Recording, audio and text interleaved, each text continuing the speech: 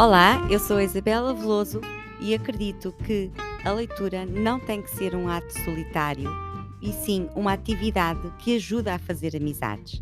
Ao lermos o mesmo livro e partilharmos a experiência de leitura com outras pessoas, além de ampliarmos a nossa compreensão e perspectiva sobre esse livro, descobrimos interesses e valores em comum com outras pessoas. Criamos assim um ambiente propício para fazer novas amizades. Venha daí e traga boa disposição, porque a vida sem uma boa gargalhada não faz sentido. Carta 7 de 124 cartas que Séneca escreveu a Lucílio em Cartas a Lucílio. A carta 7, a do episódio de hoje, escrita na íntegra, está, como sempre, na descrição deste episódio. Esta carta fala-nos sobre multidões. Curiosos? Vamos lá.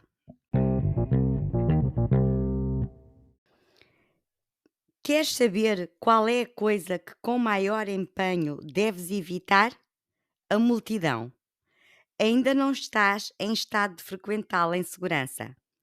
Eu confesso-te sem rodeios a minha própria fraqueza. Nunca regresso com o mesmo carácter com que saí de casa. Algo do que já puser em ordem é alterado. Algo do que já conseguir eliminar regressa. O mesmo que sucede aos doentes que uma longa debilidade não deixa ir a parte alguma sem recaída.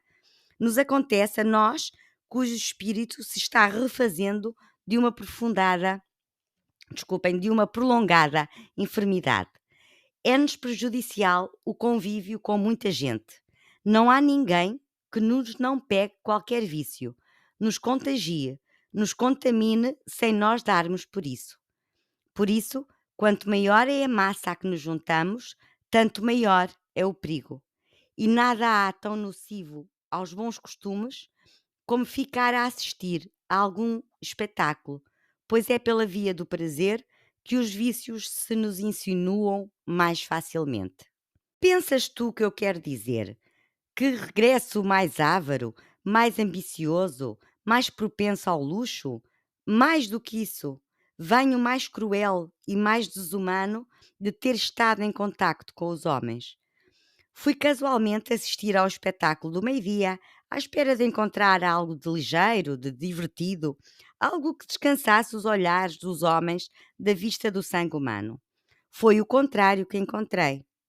Todas as lutas anteriormente realizadas foram atos de misericórdia. A esta hora, sem artifícios alguns, o que há são puros homicídios. Os lutadores não têm proteção alguma. Todo o seu corpo está patente aos golpes e nenhum golpe é desferido em vão. Muitos espectadores preferem isto aos combates entre pares de gladiadores normais e favoritos do público. E como não hão de preferir? Não há elmo nem escudo que se oponha ao ferro do adversário. Armas defensivas para quê? Técnica para quê? Tudo isso só serve para retardar a morte. Atiram-se homens aos leões e ursos de manhã, aos próprios espectadores ao meio-dia. Os assassinos enfrentam aqueles que os hão de assassinar, e cada vencedor é reservado para morrer mais tarde. Para estes lutadores, a única saída é a morte. Matam-nos a ferro e fogo. É isto que se passa nos intervalos do circo. Mas este homem cometeu um crime, um homicídio. E então? Se ele matou alguém, mereceu o castigo porque está passando. Mas tu, infeliz, o que fizeste para merecer? Ver isto. Mata, fere, queima. Porque se lança ele tão debilmente contra o ferro do adversário? Porque mata ele o outro com tão pouca resolução? Levem-nos ao combate à chicotada. Recebam frontalmente os golpes um do outro com o peito descoberto. Interrompe-se o espetáculo. Enforquem alguns homens, entretanto, para fazer qualquer coisa. Ora bem, não compreendeis que os maus exemplos redundam em prejuízo daqueles que os dão? Agradecei aos deuses imortais por terdes de ensinar a crueldade a quem a não a pode aprender por si. Há que subtrair à influência do vulgo o ânimo fraco e pouco firme na virtude. Facilmente se passa para o lado do maior número. Sócrates, Catão, Lélio, uma multidão inteiramente antagónica, poderia abalar o seu carácter. Digo-te mais, mesmo nós, e se nós não nos esforçamos para robustecer o nosso carácter, nenhum de nós seria capaz de fazer frente à avalanche dos vícios no meio de uma turba.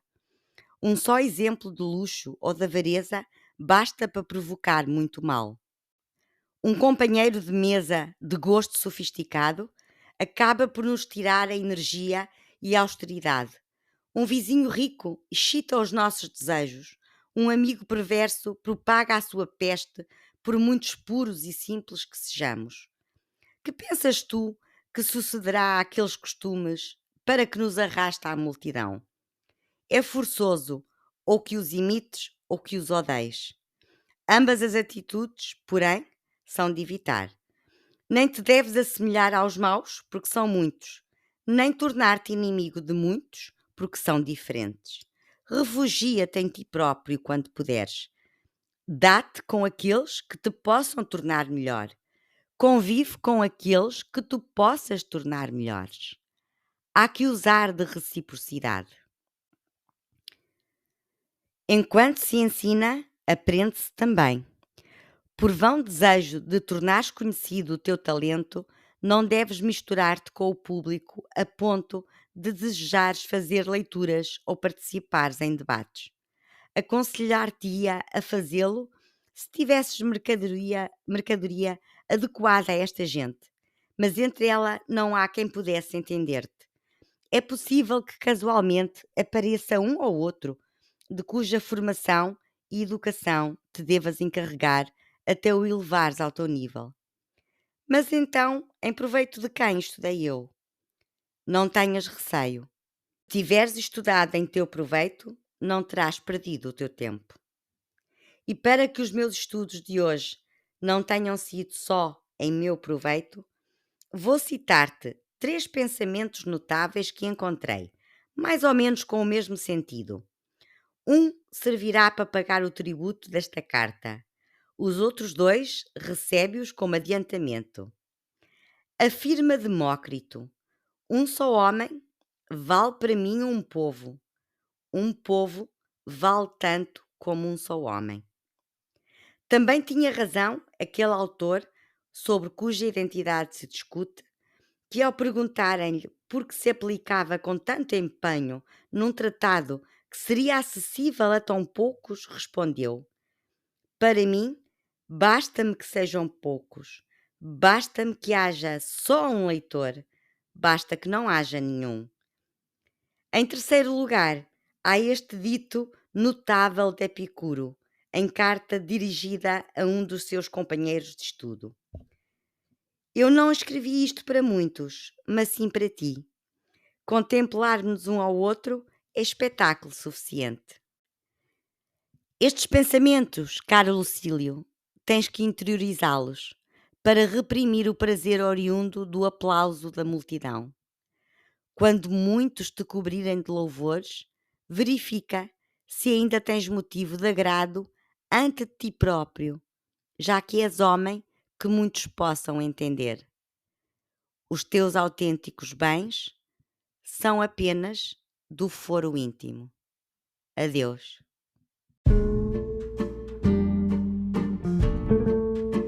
Espero que tenha gostado e que leve algo daqui consigo.